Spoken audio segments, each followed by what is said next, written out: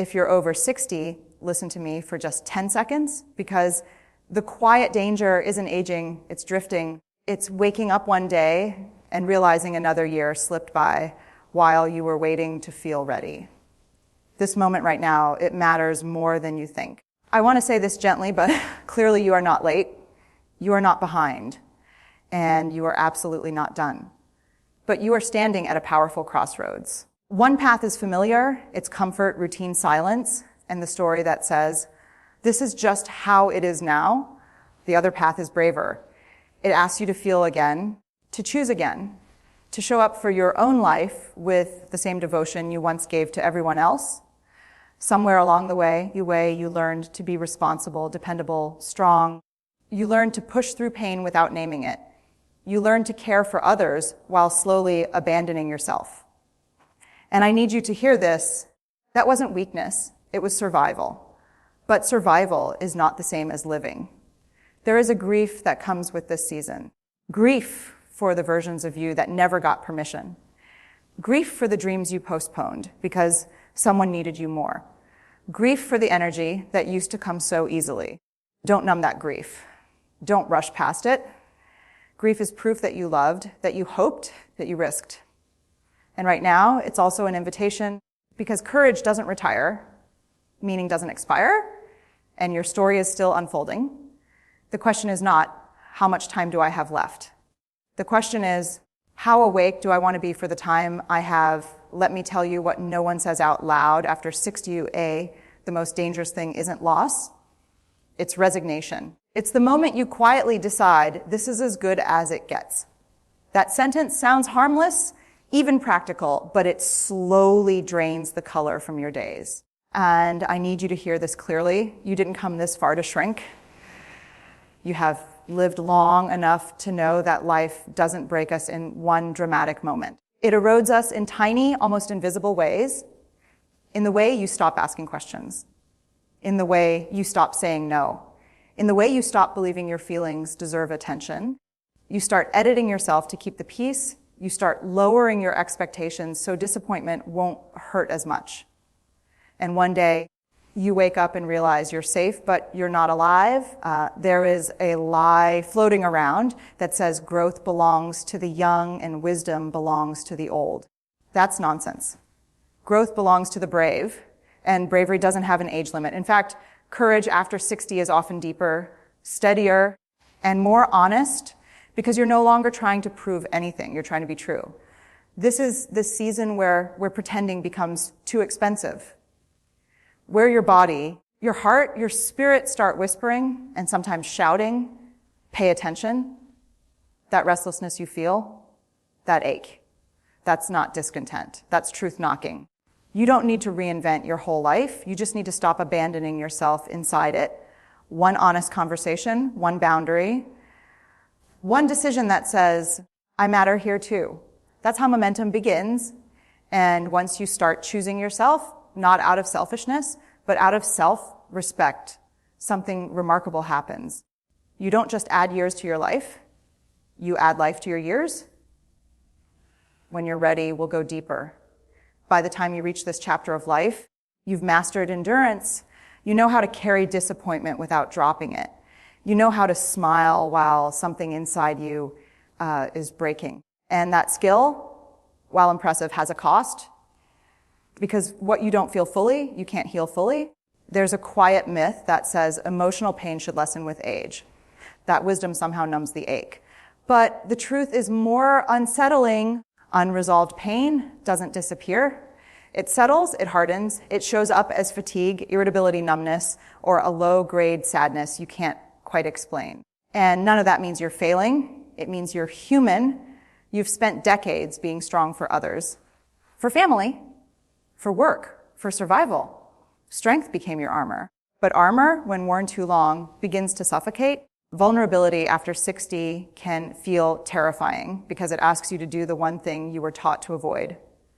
Feel without fixing, admit without apologizing, name pain without minimizing it. This is where real courage lies. Not in pushing through, but in slowing down long enough to listen. In asking yourself the questions you've avoided: what still hurts? What did I lose that I never grieved? Who did I have to become to survive? And who did that cost me? Grief doesn't mean something went wrong. It means something mattered. And grief that's finally acknowledged becomes wisdom instead of weight. Tears you never allowed yourself to cry can become clarity. Anger you buried can become boundaries. Sadness can become softness instead of shame. Here's the truth that changes everything. It is not too late to heal. Healing is not about going back and fixing the past. It's about freeing your present from carrying it. And when you do that, when you stop treating your pain like an inconvenience, you create space.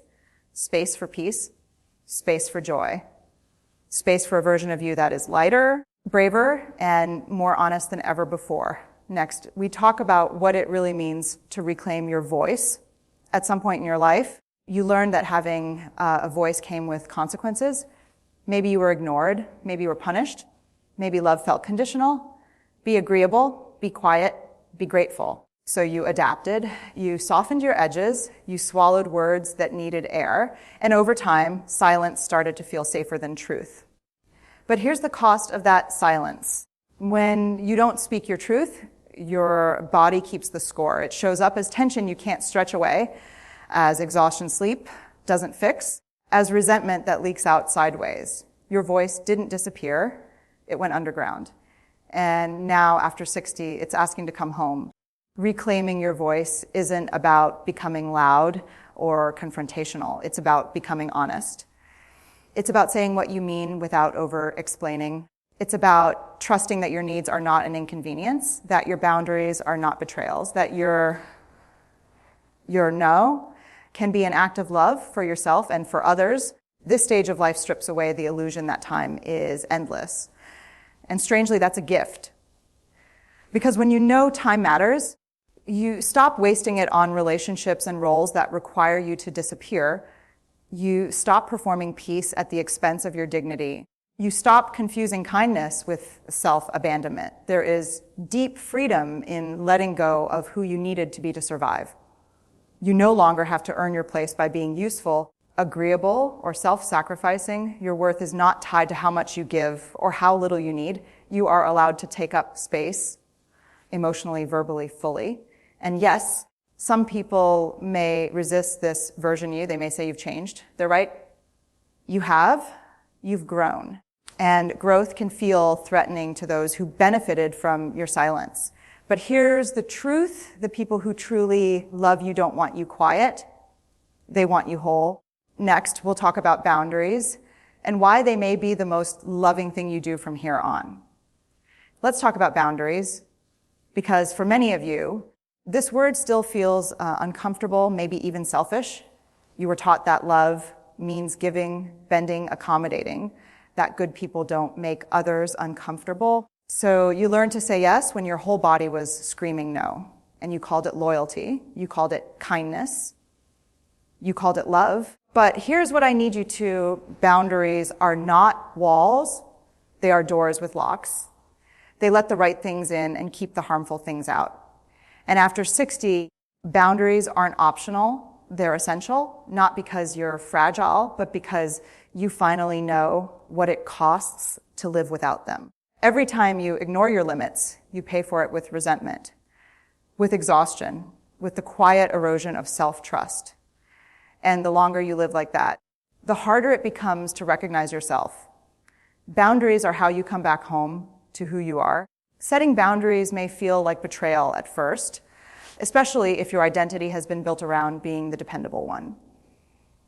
But hear me clearly, you are not responsible for managing other people's emotions. Discomfort is not danger. Someone's disappointment does not mean you've done something wrong. This season of life asks a different kind of courage.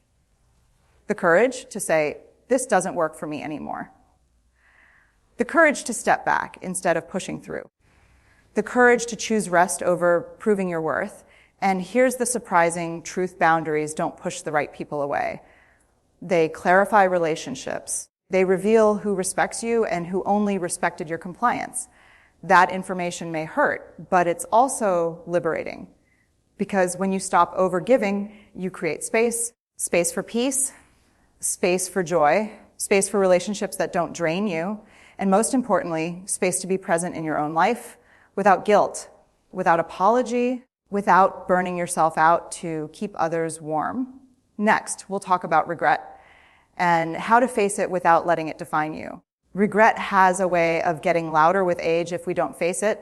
It shows up late at night in quiet mornings, in the ache of I should have and if only I had. And here's the hard truth, regret isn't the enemy. Avoiding it is. Most people think regret means they failed, but regret is actually evidence of growth. You can't regret what you didn't care about.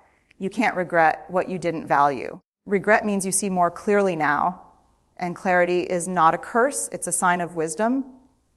The danger comes when regret turns into punishment. When you replay old decisions as proof that you're broken, foolish, or beyond repair, that's not accountability, that's shame.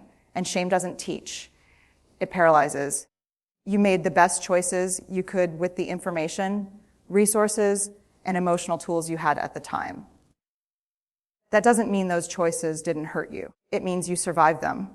And survival deserves compassion, not condemnation. This stage of life invites a different question. Not, why did I mess up, but what do I want to do differently now, regret, and can either chain you to the past or point you toward a braver future. The difference is whether you use it to punish yourself or to guide yourself. You don't need to fix every mistake to move forward. You need to forgive the version of you who didn't know what you know now. Forgiveness isn't letting yourself off the hook. It's releasing the weight so you can walk lighter. And here's the part no one tells you. Unhealed regret doesn't protect you from future pain. It just steals your present joy. When you let regret become wisdom instead of shame, it turns into fuel. Fear doesn't disappear with age. If anything, it gets more persuasive. It learns your history. It knows what you've lost. It whispers, don't risk what you have left. And on the surface, that sounds reasonable, responsible, wise. But here's the truth. Fear that goes unquestioned doesn't keep you safe. It keeps you small. After 60, fear often disguises itself as practicality. Why try? Why change? Why stir things up now? It tells you that dreaming for younger people, that hope is risky, that disappointment would be too heavy to carry again. And maybe you believe it because you've already carried so much. But courage at this stage of life isn't reckless. It's informed. It knows the cost of staying the same. It knows that playing it safe has a price too. The slow ache of a life half lived, the quiet sorrow of unlived truth. Fear wants certainty. Life doesn't offer that. What it offers is choice. And courage isn't the absence of fear. It's the decision that something else matters more. Your peace, your authenticity, your aliveness. Here's what fear won't tell you. You've survived things that once felt impossible. Loss, heartbreak, disappointment. You are not fragile. You are forged, and the strength you earned through pain wasn't meant to keep you hiding. It was meant to help you stand. This doesn't mean you have to make dramatic moves. Courage can be small. It can look like saying yes to curiosity, like taking one honest step instead of staying frozen, like trusting that even if things don't go perfectly, you will be okay. Fear will always have a voice, but it does not get a vote. You do. Next, we'll talk about joy and why reclaiming it now is an act of defiance. Understood joy after 60 can feel almost rebellious. Somewhere along the way, you were taught that joy should be earned first, after responsibility, after sacrifice, after everyone else is taken care of. And even now, when life finally slows enough to feel it, joy can trigger guilt. Who am I to be happy when so much has been lost? But hear me clearly. Joy is not a reward for a life well behaved. It is a vital sign. It tells you that you are present, that you are still open, that your heart hasn't closed, even after everything it's endured. Many people confuse joy with constant happiness. That's not what I'm talking about. Joy is quieter. It's found in moments of alignment, when you're being honest, when you're connected, when you feel like yourself again. It can live right alongside grief. In fact, the people who know joy most deeply are often the ones who have suffered greatly. Choosing joy at this stage of life is an act of defiance against numbness. against the belief that your best days are behind you, against the story that says aging means shrinking. Joy says, I am still here. I still feel. I still care. This might mean letting yourself enjoy things without explaining them, laughing without minimizing it, wanting more without apologizing. It might mean giving yourself permission to explore, not to prove anything, but simply to feel alive. Joy doesn't require a new life. It requires your attention. It asks you to notice what lights you up instead of what drains you, to follow what feels meaningful instead of what feels expected. And here's the quiet miracle. The more you allow joy, the more resilient you become. Joy doesn't make you naive. Legacy isn't about leaving a house, a bank account, or even a name on a tombstone. At this stage of life, legacy is far more intimate, far more urgent. Legacy is how you choose to show up today, the courage you display, the honesty you practice, the love you refuse to dilute. It's not about what people remember after you're gone. It's about who you are while you're still here. Every choice you make now sends ripples through the people around you, saying what you need to say, setting boundaries that protect your energy, pursuing passions that ignite your soul. Each act of presence is a declaration, I will not spend my remaining years shrinking.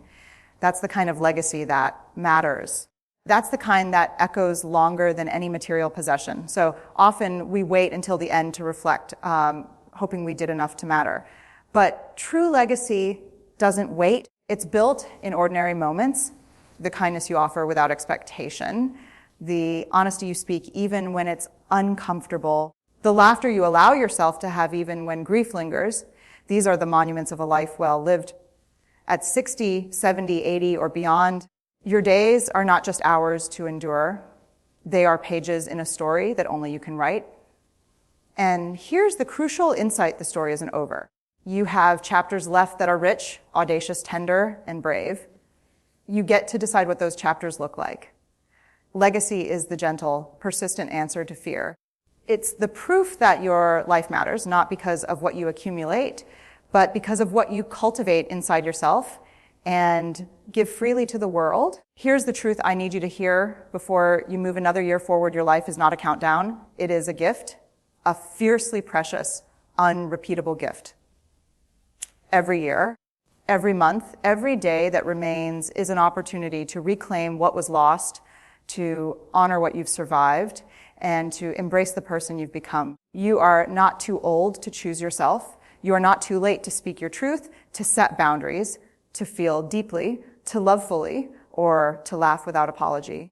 Every act of courage, no matter how small, pushes back against the quiet erosion of time. Every moment you spend awake to your own heart is a victory. Stop waiting for permission. Stop waiting for the right time. Stop letting fear or regret dictate your story. Your joy, your peace, your vitality, they belong to you, and they are waiting now. You don't need a new life. You need presence, honesty, and the courage to show up for yourself as fiercely as you once did for others. Imagine the next year not as one more to endure, but one more to live. Imagine reclaiming curiosity, connection, laughter, and even the vulnerability you once feared. This is your time to lean into your own heart, to nurture it, honor it, and let it guide you toward the life you were always meant to have. Remember, this courage, joy, and love do not retire. They grow stronger with age, and so do you. So today, make a choice, not for anyone else, not for what's expected, not for what's comfortable, but for you. Live fully, speak boldly, love bravely, and don't let another year slip by without the aliveness you deserve.